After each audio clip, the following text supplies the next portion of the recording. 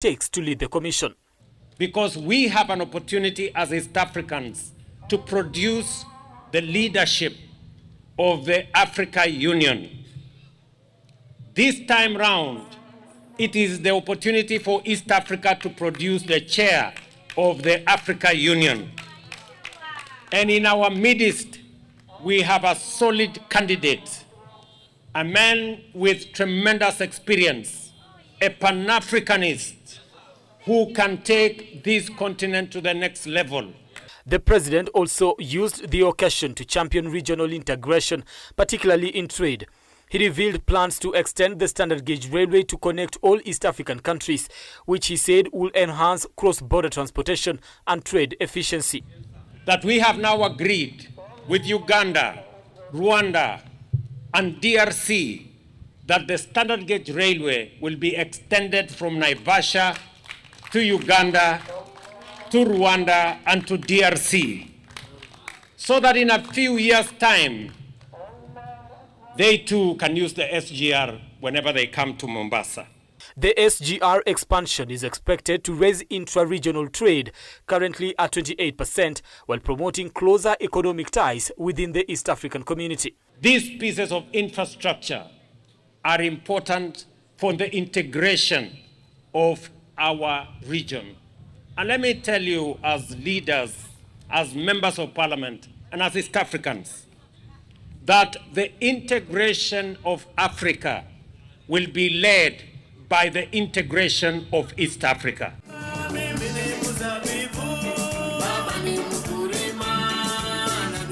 Brian Amoai, K24, Nairobi. Deputy President Kithure Kindiki has reaffirmed the government's commitment to ensuring the Social Health Authority operates efficiently and effectively for the benefit of all Kenyans. Kindiki has termed the government's health reforms as a game changer and called on Kenyans to give the administration time to fully implement SHA. Various groups, including religious leaders and civil society organizations, are now calling for full inclusivity, accessibility and better representation of individuals with special needs in SHA. They argue that the government's reform plan is falling short of its promises, particularly in ensuring that the most vulnerable people are included in the decision-making processes. Recently, I have not seen the government very much aggressive in the issue of supporting people who are differently abled. For example, we need to have somebody who is a cabinet secretary who is differently abled, being given that position to deal with the differently abled people, just to show a great concern. I want to address our government because, you know, you have maybe a child with special need, but you cannot go to the hospital without SHA and maybe get help. You cannot go to the hospital, maybe get therapy, because it won't cater.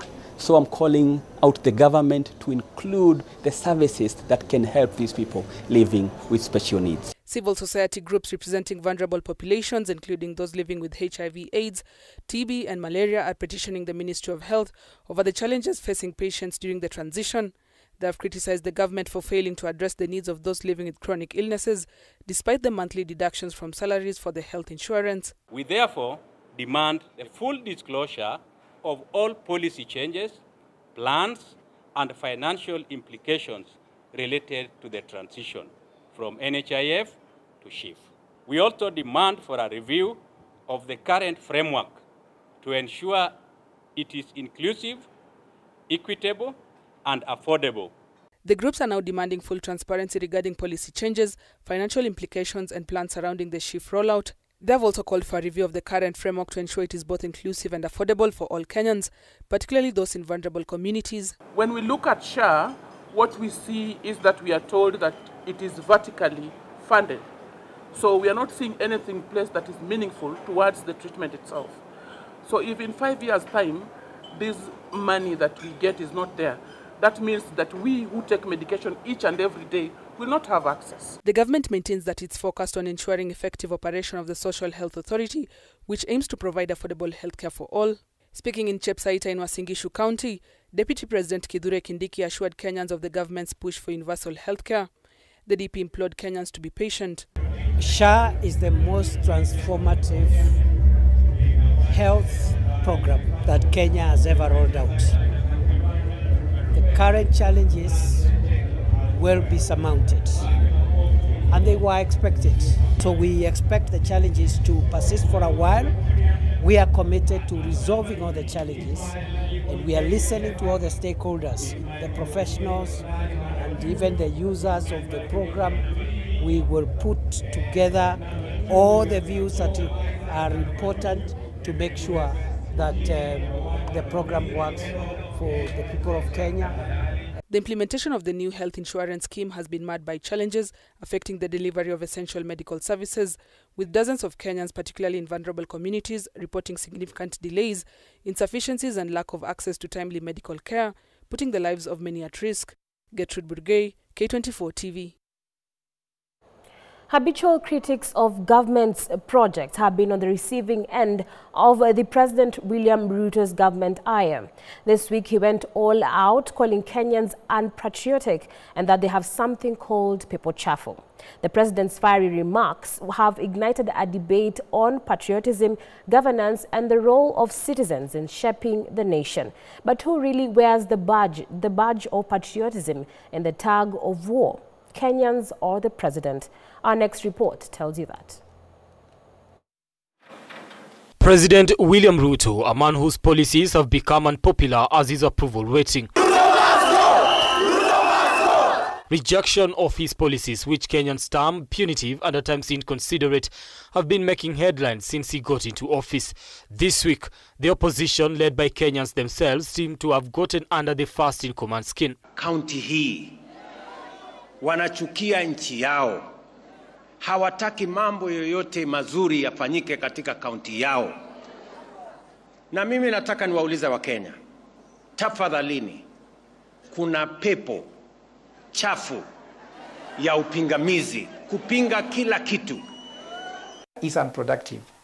Anger comes not from afraid, but comes from weakness. So by President expressing his anger, as the commander-in-chief raises serious questions whether he is still fit to command, since a general never loses his temper. The Oxford Dictionary defines patriotism as the love of your country and the desire to defend it.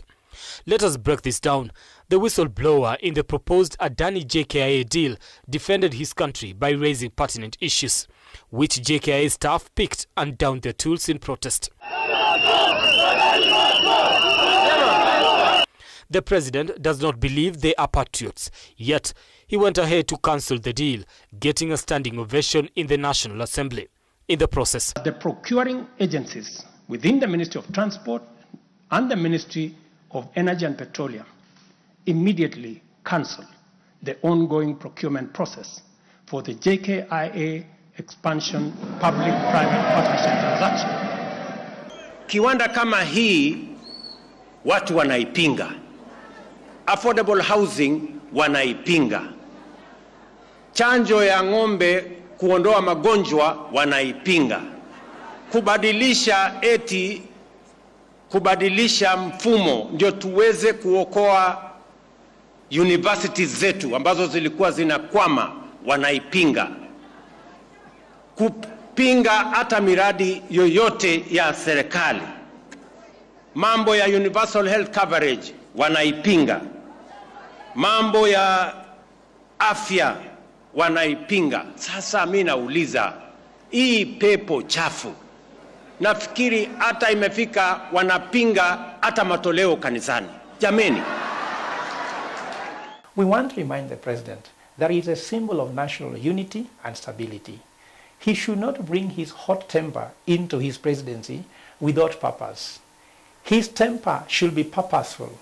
The president needs to bring his hot temper against the crisis in education, crisis in healthcare, crisis in the economy. The president's policies and projects such as the university funding model and SHA have met serious headwinds during implementation. It is these challenges that Kenyans have consistently criticized. Some of his loyal foot soldiers claim it is negative ethnicity and political wars. So the president accusing Kenyans of unpatriotic behavior when they defend national moments such as the airport, healthcare, energy assets, raises concerns as to who is patriotic between the president and Kenyans. The citizens are attached to national heritage symbolized by a national monument such as JKIA, but the president is so detached that JKIA can become Adani Airport. As this debate rages on, one thing is clear though: patriotism is not just in blind loyalty, but in the courage to demand better. Brian Amwai, K24. Thank you, Brian Amwai, for that report. Meanwhile, the government continues to face criticism over the reconstitution of the Independent Electoral Boundaries Commission, IEBC. Recently, Supreme Court Judge Justice Isaac Lenola warned that failure to reconstitute the commission could plunge the country into a constitutional crisis in the 2027 election. For 2 years now, Kenya has operated without a fully functional electoral commission. Edwin Bogwa reports. Supreme Court Judge Isaac Lenaola slammed the executive and legislature, accusing the two arms of government for their apparent indifference in the reconstitution of Independence Electoral and Boundaries Commission IEBC, and instead prioritizing implementing matters not of national interest. I don't understand why, for example, we are busy passing legislation very quickly on other subjects that are politically important, but we don't look at what is extremely important for this country. The Electoral Commission. How can a country like ours stand on its feet if it does not have an Electoral Commission? Elections are in 2027. This is 2024. Speaking at the regional conference on the use of artificial intelligence, digital and social media in elections in Kenya, Lenaola further raised concerns of the judiciary's e-filing system failure during the impeachment of former Deputy President Rigathi Gachagua, questioning the system's preparedness to handle crucial matters. Those of you who followed the Rigiji saga will remember that at some point, the judiciary website, the online filing system, went down. I want you to carry this question into 2027. Why did that online platform collapse? Why did the firewalls that we created before 2022 suddenly become vulnerable? The remarks comes as the country continues to operate without IEBC commissioners, more than 2 years since the last general elections, and less than 2.5 years to the next elections in 2027. IEBC Chairman Wafula Chebukati and Commissioners Bola Molu and Professor Abdi Gulie left the commission in January 2023 after their term ended, while 3 others, Juliana Cherera, Francis Wanderi, and Justice Nyang'aya, resigned after disputing the 2022 presidential election results. Irene Masit was kicked out after facing a tribunal constituted to hear her case. Pundits warn that this unprecedented vacuum at the IEBC could plunge the country into a constitutional crisis. These are constitutional offices, and their role cannot be overemphasized. We cannot have a constitutional offices that are vacant, especially a constitutional office as important as the IEBC. We are simply being set up as a country for a constitutional crisis. Some political leaders are now shifting the blame towards the Azimio coalition after its failure to appoint a representative to the IEBC selection panel, thereby contributing to the delays. The challenge is coming from one side of the political divide, who seem to be unable to decide on who to appoint in the selection panel, and that is the Azimio side. And it is unfortunate that we could be holding the country at ransom and denying wananchi services and benefits that come with having representation through our delays. Edwin Mbogwa, K24. Well, on that note, we take our very first break here on Evening Edition. More stories to come, including the rise of lawyer quacks in Nakuru Statehood.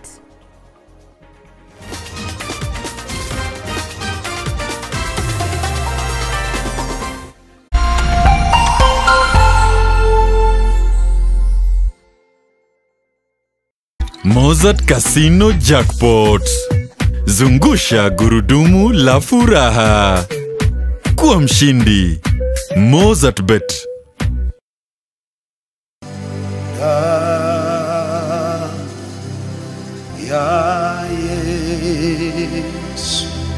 baada ya kutumia damu ya Yesu na mwili wa Yesu Kristo. Shine, shine, shine. You shine and you shine. And just in the name of Jesus.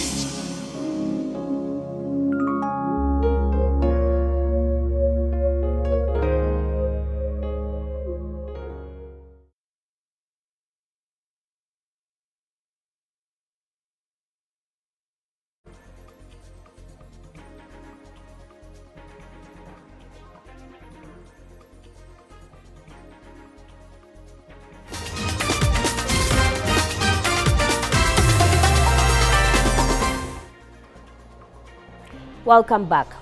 Now, reggae sensation Etana's Good Vibes Festival has been postponed. According to the organizers and the Jamaican artist, the show, which was slated for tonight, was cancelled after the police said they could not provide security for 2 shows.